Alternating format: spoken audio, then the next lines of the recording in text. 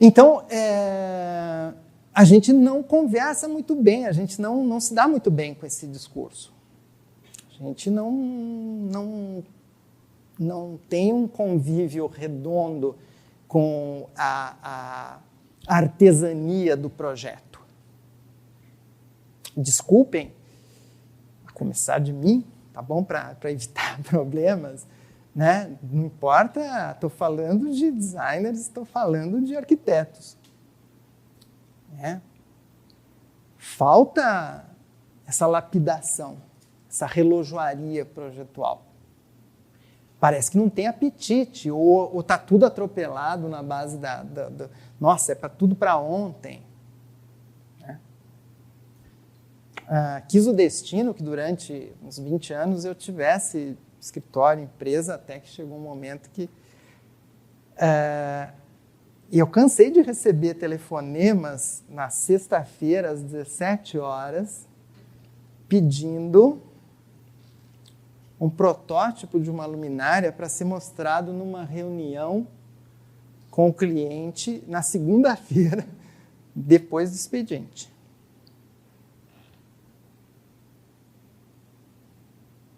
As 3 primeiras vezes falei, não, obrigado. A partir da 4ª, eu comecei a perguntar como estava a mãe da pessoa que perguntava, porque realmente é inacreditável. Quer dizer, e eu não estou... Meu interlocutor não era um jornaleiro da esquina, com todo o carinho e respeito pelo jornaleiro. Geralmente eram arquitetos, né? Queriam fazer uma graça com o cliente, queriam uma coisa exclusiva. De duas uma, né? Ou você copia. Eu não conheço nada que preste, que leve com as facilidades eletrônicas menos de 3 meses para fazer. E não sou só eu, não. Eu quis o destino que tivesse uma aventura aí com uma empresa italiana, e é isso mesmo. É uma coisa que presta, leva tempo.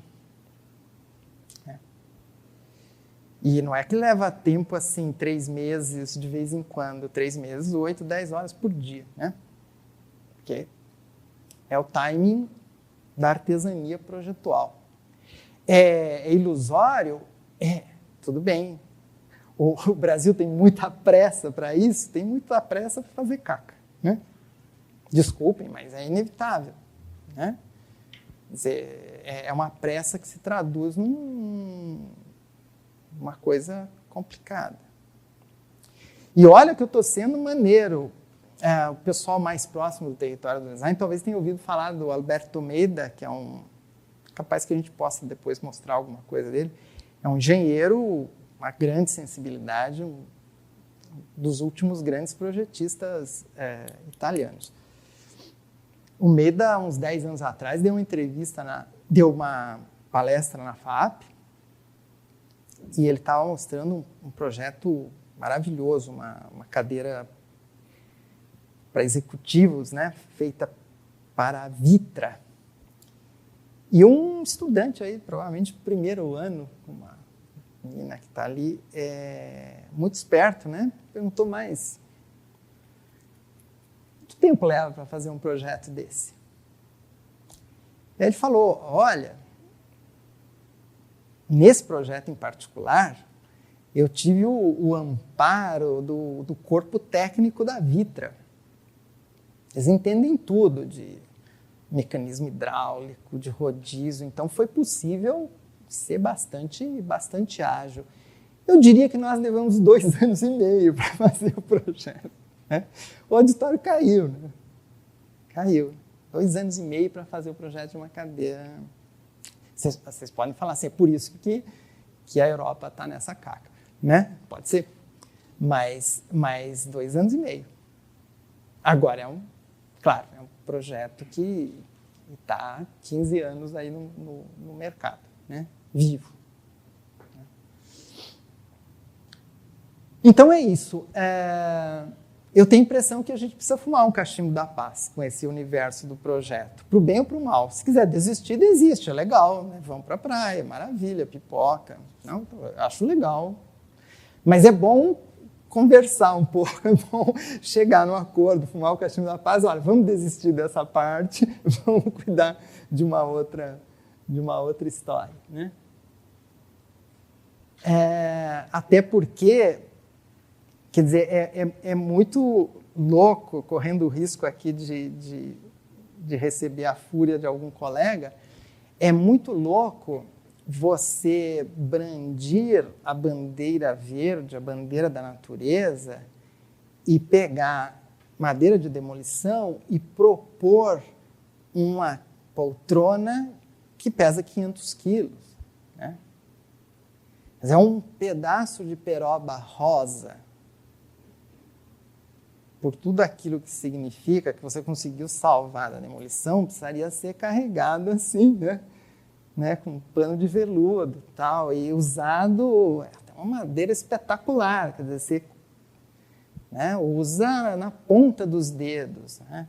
Não é porque é de demolição que você, meia tonelada de madeira para fazer uma poltrona, quer dizer, dá para fazer com 2% disso, de peso. Né? E esse aí é que é o brilho da história, e não um aglomerado. E ainda hasteia a bandeira da ecologia, alguma coisa está esquisita aqui. Né? Alguma coisa está esquisita. Pior, as revistas publicam, né? E concordam, não discordam. Complicado. Ai, meu Deus, que vou levar um tiro aí. Bom, normal. Só para ilustrar a nossa conversa, uma página da Bíblia de Gutenberg, quantidade e qualidade, 180 exemplares só, diz a lenda, né? Mas olha só, não é pouca porcaria, né? 180 pessoas que não precisam mais receber a palavra de Deus de um intermediário, né? Eles começam a pensar sozinhos em casa, depois o outro livro tem mais tiragem, etc. A quantidade vai virando o homem chamado moderno. Né?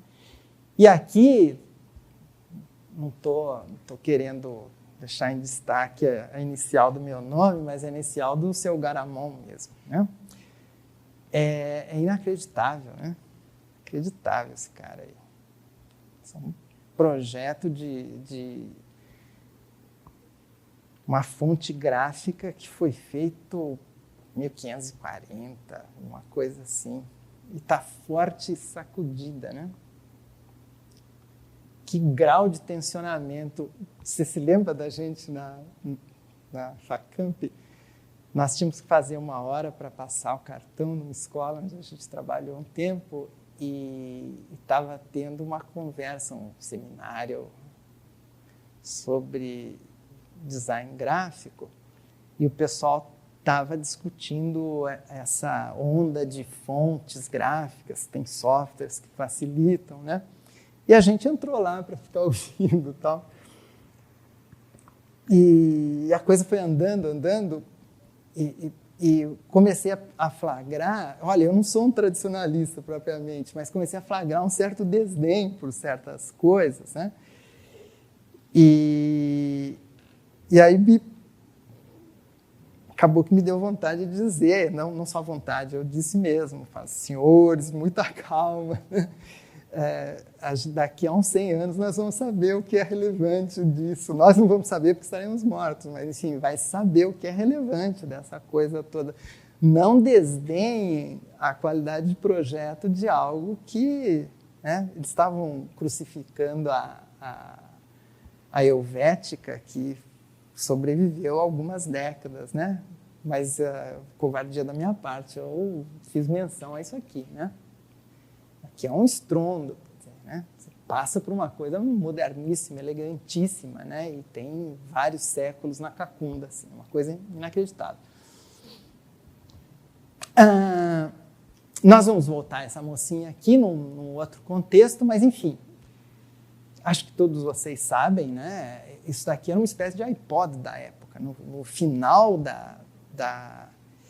do século retrasado, só esse modelo, o 14, o Celebre 14, tinha circulado mais de 1 milhão de unidades, né?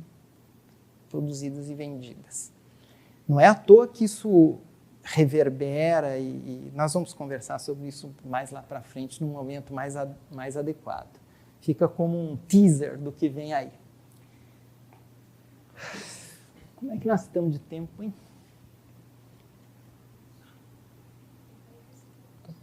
Faltam 45 minutos. Correr. Vamos lá. Só rapidamente, a Revolução Industrial Eletroeletrônica, uma expansão espetacular dos meios de representação, os meios de simulação e controle. Ou seja, é o que eu estava dizendo, um hipertensionamento do projeto. Nunca a gente teve tantos meios. Mas isso não quer dizer que... claro que os tempos foram abreviados, mas isso não quer dizer que tenha que se atropelar o timing da lapidação do projeto. Portanto, o tensionamento da atividade profissional e uma coisa saborosíssima que é a perspectiva de um novo único. Para vocês terem uma ideia como isso é espetacular, nesses mesmos anos 80, que caracterizaram o cair na vida do termo design, exatamente pensando nos yuppies, alguns designers e algumas revistas começaram a flertar com a ideia de que a vanguarda era voltar ao artesanato. Olha que graça, né? Como se fosse possível fazer isso sem realmente voltar para trás, né? Reescrever o modo de organização da produção e da sociedade, né? Então, a perspectiva de um novo único, que é personalizado, mas é produzido mecanicamente, é uma novidade, que a eletrônica começa a desbravar no momento em que os meios de prototipagem aí tiverem adquirido a maturidade técnica, a gente provavelmente vai ver coisas espantosas e eu gostaria bastante de estar vivo para ver essa história. Se possível, brincar também. Rapidamente, só para vocês compreenderem... Opa, desculpa. Para vocês compreenderem... Falhei aqui. Não falhei. Olha, pode ser uma curiosidade para alguns de vocês. Os primeiros tubos de aço eram dobrados manualmente, tá bem? Quem já ouviu falar em Bauhaus, tudo que foi feito de tubo de aço na Bauhaus foi feito assim. Um disco com metade do negativo de um tubo e um elemento aqui que passa e desliza para impedir que o tubo se expanda. Só que esse impedimento encantou de novo, viu?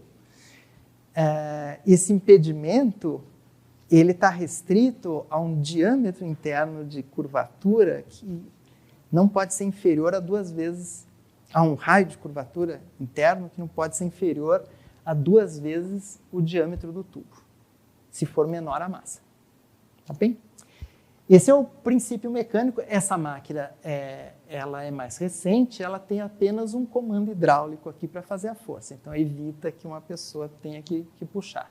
Não, olha, você tem... O processo é mecânico, né? Exatamente para vocês não ficarem com a ilusão que a revolução eletroeletrônica nega o mecânico, né? Você tem um ponto de estrangulamento aqui, onde existem pequenas alterações e que fazem esse strike todo, e comandados por computador.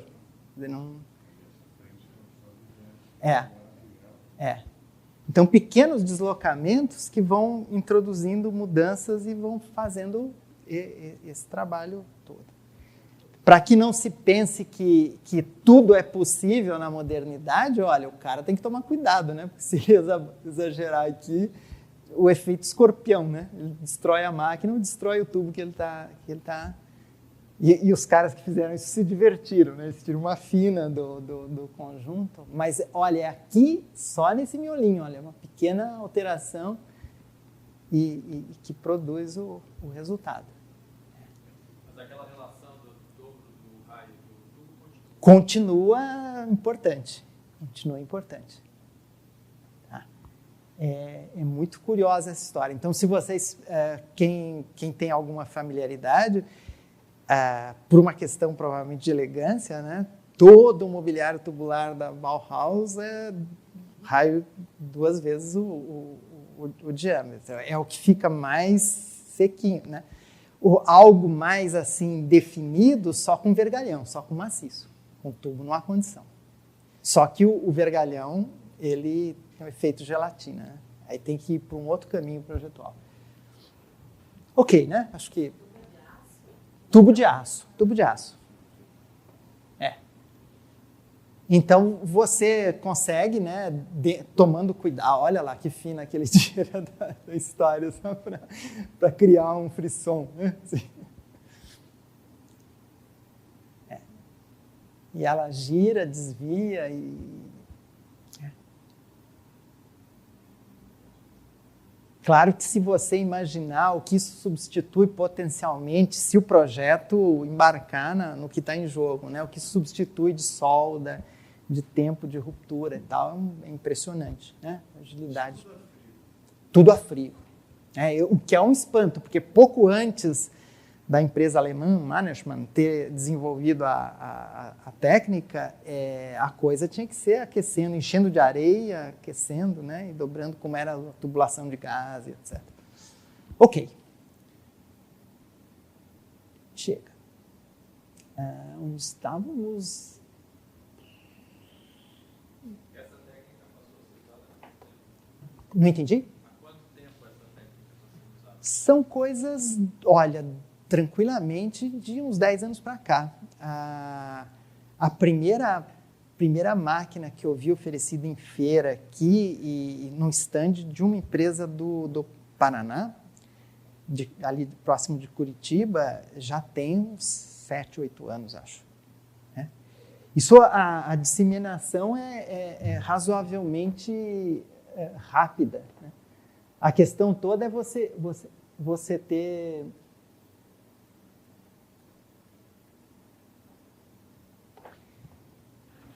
Bom, preciso correr um pouco, espero que não massacrar vocês, mas para completar aquela basezinha...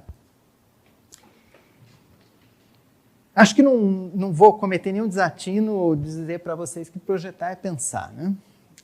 Claro que é pensar, não verbalmente. A imensa maioria da gente acha que pensar é dizer frases para si próprio. Né?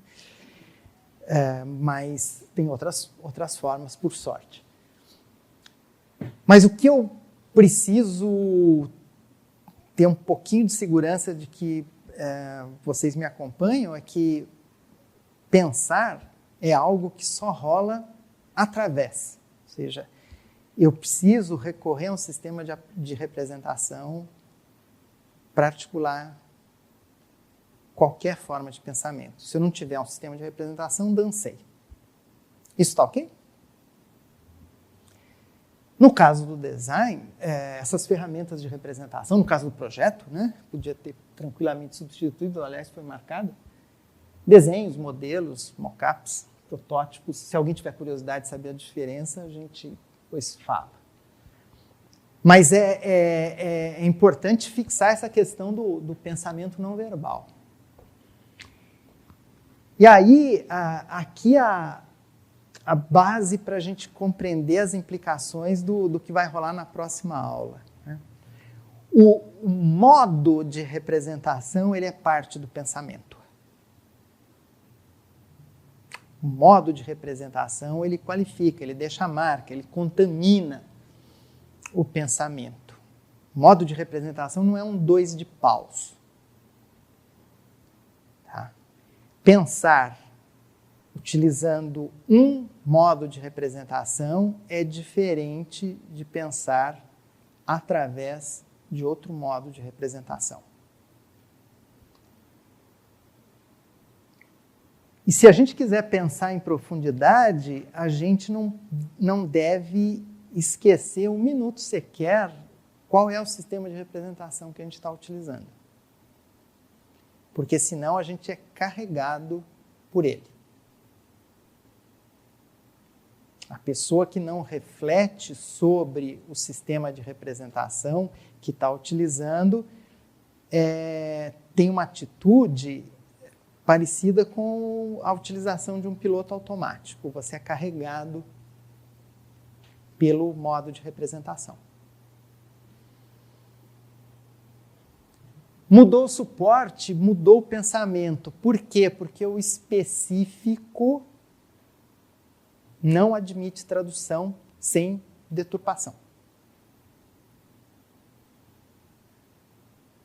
Um pedaço de tubo de aço, como aquele que vocês viram nos filminhos, ele só é parecido com outro pedaço de tubo de aço. Se mudar para cobre, é outra história. Mudar para alumínio é outra história. Se o aço for inoxidável, é outra história.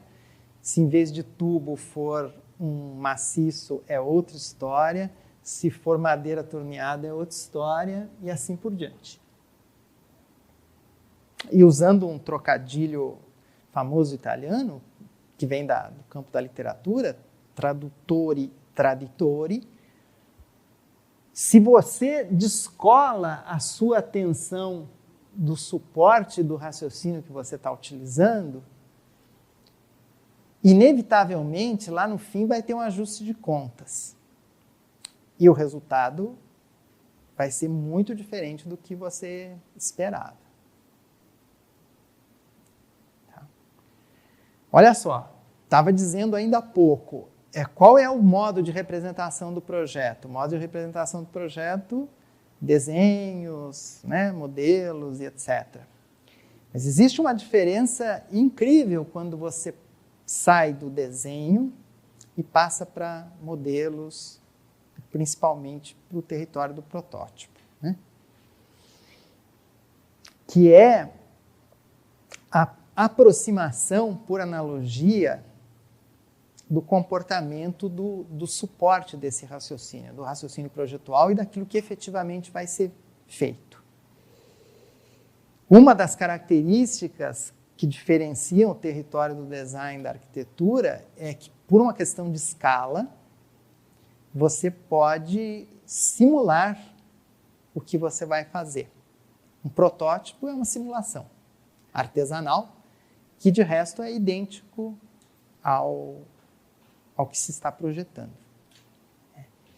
Em arquiteturas, a casa da Dona Cotinha, o protótipo da casa é a casa, né? E balbal. Quando você vai fazer um produto que tem um mínimo de ambição, você vai fazer vários protótipos, vai gastar uma montanha de dinheiro, etc., até chegar no ponto. Isso não é pouca porcaria, né? A arquitetura está fora. E o paraíso nesse departamento, para você não perder a consciência do suporte, é quando você consegue agredir o próprio material. Você raciocina em cima do próprio material, sem intermediários. Isso é muito legal para a molecada, que é legal de bater nessa tecla para a molecada encantada aí com o mundo eletrônico, né? Se eu esquecer que o que eu tenho na tela são pixels, ai. Prenúncio de viagem na maionese.